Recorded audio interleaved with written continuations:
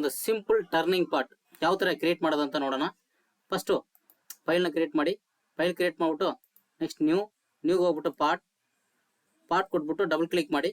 Next plane select ಮಾಡಿ, plane select ಮಾಡಿಬಿಟ್ಟು ಲೈನ್ನ ಕ್ಲಿಕ್ ಮಾಡಿ, ಲೈನ್ ಕ್ಲಿಕ್ ಮಾಡಿಬಿಟ್ಟು ಜಸ್ಟ್ ಒಂದು ಲೈನ್ ಪ್ರೊಫೈಲ್ ಡ್ರಾಪ್ ಮಾಡಿಬಿಟ್ಟು ಕ್ಲೋಸ್. ಓಕೆನಾ?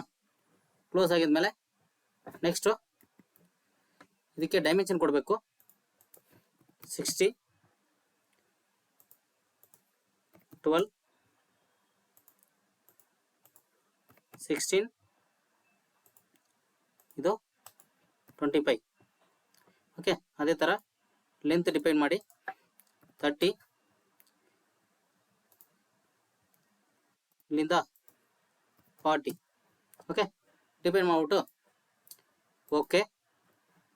Next go to revolve boss ಹೋಗ್ಬಿಟ್ಟು ಜಸ್ಟ್ ಈ ಲೈನ ಕ್ಲಿಕ್ ಮಾಡಿ, ರಿವಾಲ್ವ್ ಆಯಿತು. ಓಕೆ, ಇದಕ್ಕೆ ಶಾರ್ಪ್ ಎಡ್ಜ್ನೆಲ್ಲ ಅವಾಯ್ಡ್ ಮಾಡಬೇಕು. ಅದಕ್ಕೆ ಚಾಂಪರಲ್ಲಿ 1 mm ಅಂತ ಎಂಟ್ರಿ ಮಾಡಿ ಕ್ಲಿಕ್ ಮಾಡಿ, ಎಲ್ಲ ಪೇಸ್ಗೂ ಚಾಂಪರ್ ಕ್ಲಿಕ್ ಮಾಡಿ. ಓಕೆ, ಇದೊಂದು ಸಿಂಪಲ್ ಟರ್ನಿಂಗ್ ಪಾರ್ಟ್. ಓಕೆ.